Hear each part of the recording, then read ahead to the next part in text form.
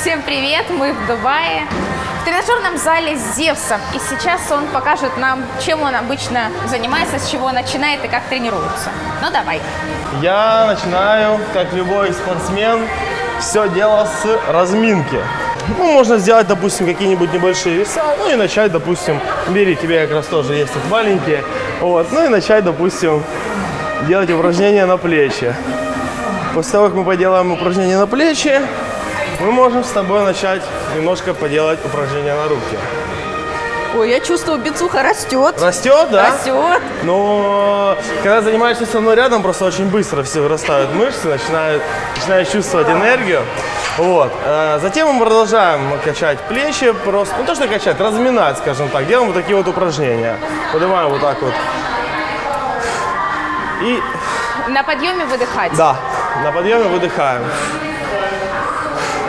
Давай теперь покачаем немножко, вот такие вот дурацкие упражнения поделаем в стороны. Поехали. Боковые мышцы. Ну, типа боковые мышцы, на самом деле они делаются не так, они делаются, надо становиться и делать лучше либо одной гантели, либо там присаживаться. Ну, мы делаем с тобой немножко неправильно, но при этом мы разминаем. Ничего страшного не будет. Вот. В целом, как бы нам осталось еще немножко позаниматься, и мы можем как бы уже идти отсюда. То есть основные упражнения мы с тобой поделали. Немножко юмора от нас сегодня. Да. Так, ладно, поехали дальше. Я на самом деле уже давно размялся, вот, и для того, чтобы продолжить, в принципе, разминку, вообще, можно еще поставить перед зеркалом и поделать какие-нибудь упражнения. Давай с тобой поделаем просто. Давай.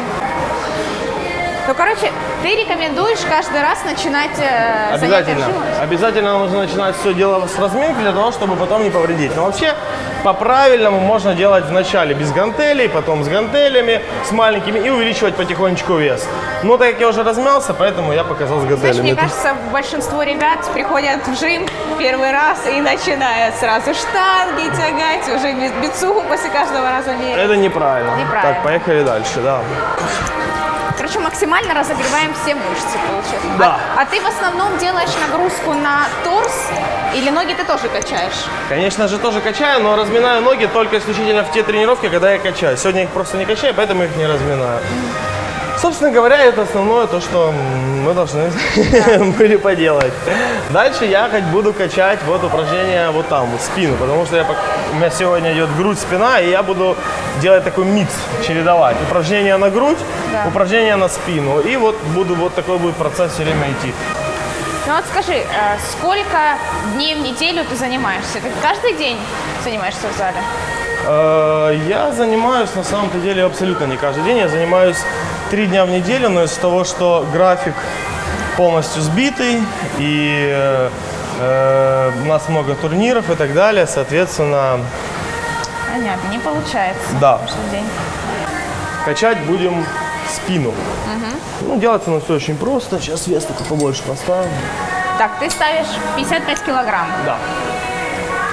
Когда к себе притягиваешь, отклоняйся чуть назад, когда вверх-вперед. Ну и вот в таком процессе, соответственно, когда опускаешь, выдох.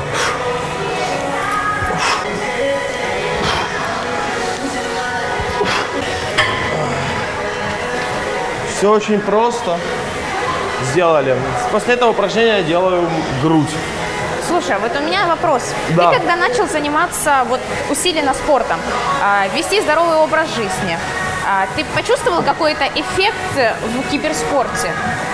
Может, знаешь, вот от правильного питания, это же тоже все взаимосвязано. Да. Почувствовал или нет? Безусловно. Но, к сожалению, были просто, так сказать, сбои в целом у меня. Они связаны были с тем, что я, допустим, заходил в жесткий режим, правильное питание, спорт, допустим, мог быть этот режим полгода. Затем происходили, допустим, пару турниров подряд, 2-3.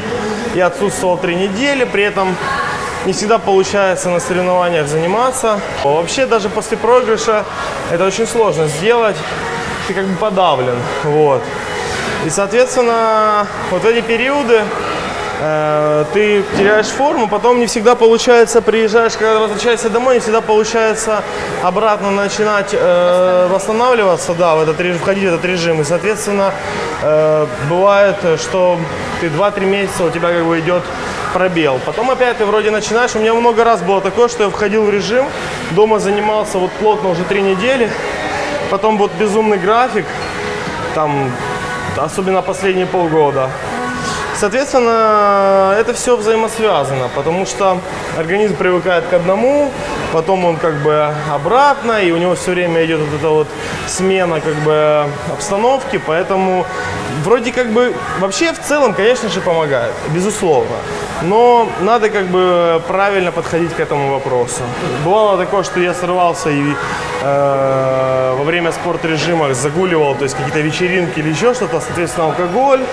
Это все вредно, это все неправильно, поэтому если, неважно, киберспортсмен, либо просто обычный человек хочет заниматься спортом и как бы имеет, чтобы это было и шло только в пользу, да, а не наоборот, вот, то нужно, конечно, следить за вообще в целом своим образом жизни. Вот.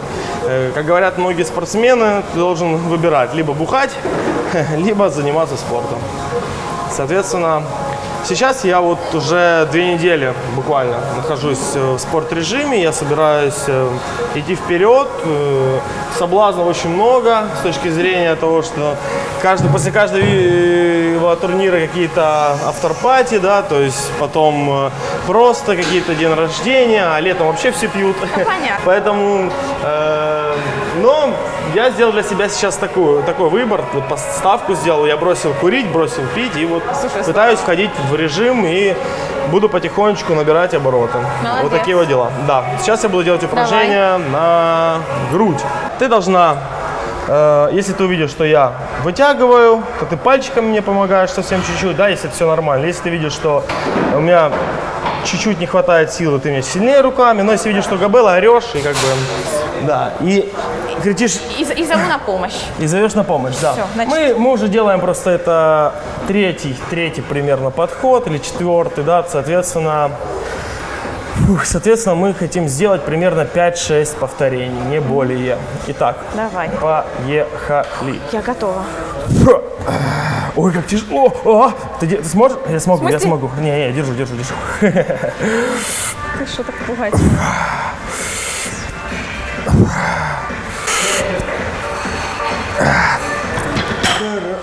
Я оказалась полезной. Да, ты оказалась полезна, твоя сила, пускай ее было немножко, но она помогла. Итак, движемся дальше, все хорошо. Мы делаем небольшой перерыв. На самом-то деле перерыв мы должны делать, на данный момент я могу себе позволить сделать 3-4 минуты даже. Это большой перерыв.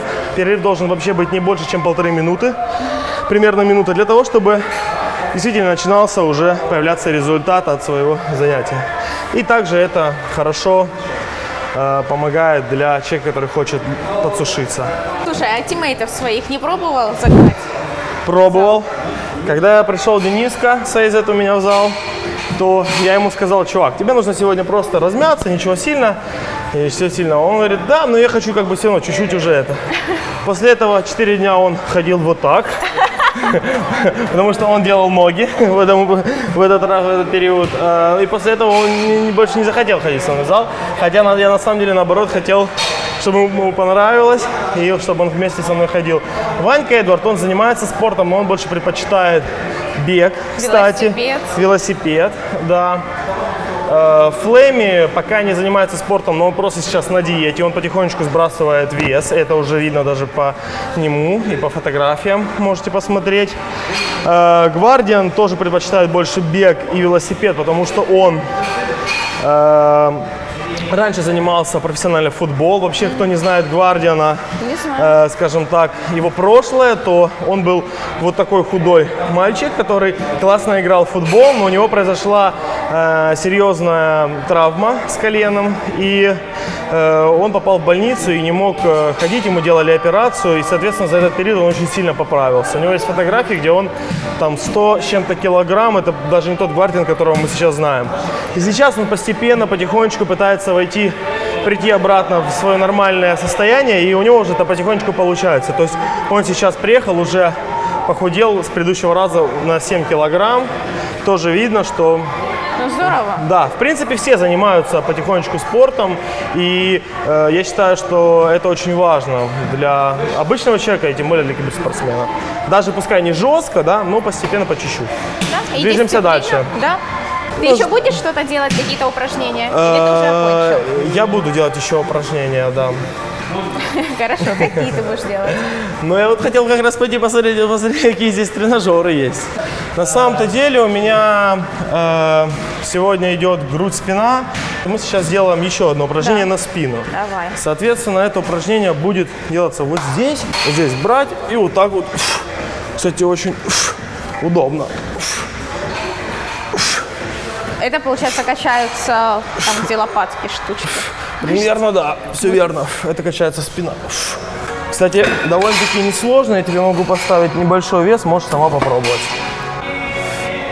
Ну, это ты мне маленький вес поставил? Ну и ничего страшного. Зачем тебе большой? Ты же не хочешь потом не приходи сюда. Когда на себя к себе прижимаешь, выдыхаешь. Сколько примерно длится твоя тренировка по времени? Примерно в среднем это 1,5 часа. Бывает, когда ты начинаешь входить уже в режим, ты начинаешь много заниматься, то она, конечно же, может быть и 2, и 2,5 часа. Потому что ты добавляешь кардио, упражнения, ты начинаешь заниматься с грушей, там, бег, велосипед и так далее. Ты можешь быть хорошим тренером кому-то? Ну да, на самом-то деле я никогда об этом не думал, но в последнее время стало все больше и больше поступать предложений по этому поводу.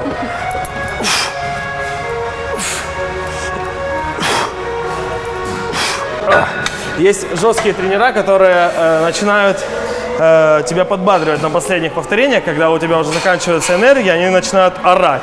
И это, как ни странно, начинает тебя действительно подбадривать, стимулировать, и ты хочешь, как правило, именно последние повторения, они самые важные вот, для результата, да, и, соответственно, чтобы через себя, чтобы побыстрее получить тот самый результат, надо их жестко выкладывать в самый последний момент. И тренер начинает орать, и у меня есть безумный тренер, который всегда подходит: ты машина, давай! Именно с ним я на самом-то деле за довольно-таки короткий период времени набрал неплохую форму, когда интенсивно занимался. И могу сказать, что такая своеобразная методика, она очень полезна. И еще могу добавить, что всем ребятам, которые занимаются спортом, особенно начинающим, я рекомендую заниматься с тренером. Потому что то, что мы часто с вами наблюдаем в тренажерных залах, неправильное выполнение упражнений и не просто неправильное выполнение, я вообще иногда не понимаю, что люди делают.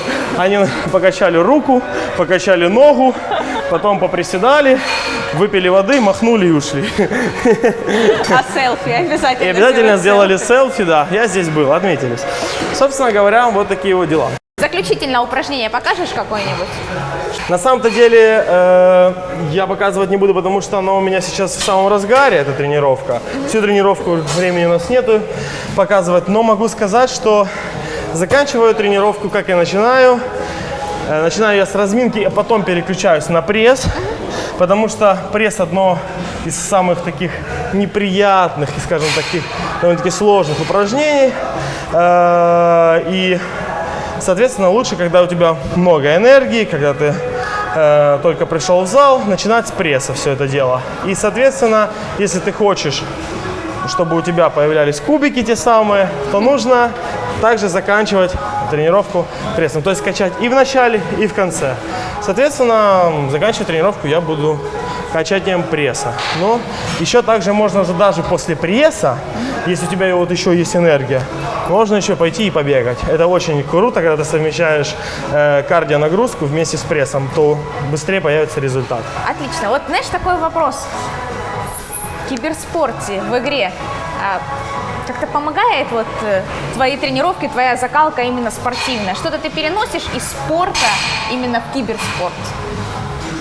Наверное, не могу сказать, что что-то переношу. Основное для себя я понимаю, что я просто держу жизненный тонус и такой спортивный тонус. И когда я позанимаюсь в зале, я себя чувствую лучше, я, ну, не знаю, вот просто какой-то обретаю комфорт в целом. И я прихожу на тренировку с хорошим настроением, я прихожу на тренировку с настроем, что надо работать, что я сейчас был в зале, выкладывался там, и сейчас у меня вторая тренировка с командой, и надо идти. То есть появляется какая-то вот такая боевая закалка, но все должно быть в меру, все должно быть грамотно, скажем так, даже просчитано. Может быть, есть смысл делать тренировку, потом приходить отдыхать, может даже спать час-два днем, потом приходить на тренировку, потому что совмещать это непросто. Это, вам скажу, правда и на опыте. Это потому как вот если мы возьмем сейчас киберспортсменов, то очень мало на самом-то деле ребят, которые действительно имеют хорошую физическую форму. Да, американцы, Баша Бицес, который сейчас выставляет фотографии в Фейсбуке, где он накупил себе много спортивного питания еще пару месяцев назад. И я понимаю, думаю, все, он входит в режим, но вижу его сегодня, общаюсь с ним сегодня и понимаю, что он говорит то же самое, что я тяжело, не могу, не успеваю, не справляюсь. Питание есть, но вот, соответственно, надо это правильно к этому подходить. Но это возможно. Я на самом деле для себя выработал, когда у меня официальные матчи, они довольно-таки часто проходят, но тем не менее, я в эти дни просто стараюсь не так интенсивно заниматься на тренировке, там не 1,5-2 часа, а, к примеру, там минут 50-час, вот, и чтобы была энергия на вечер собираться на официальные матчи. Ну, сейчас могу сказать, что у нас просто в команде такая проблема с тем, что мы просто хреново сейчас играем, поэтому я пытаюсь, наверное, стимулировать себя вот этими тренировками для того, чтобы не уходить куда-то, не терять контроль, понимать, что... Потому что я вчера очень, допустим, сильно расстроился, и прямо такая депрессия была жесткая после этого проигрыша, и у всей команды, и у меня, и просто хотелось нажраться, если честно. Никакого спортивного режима.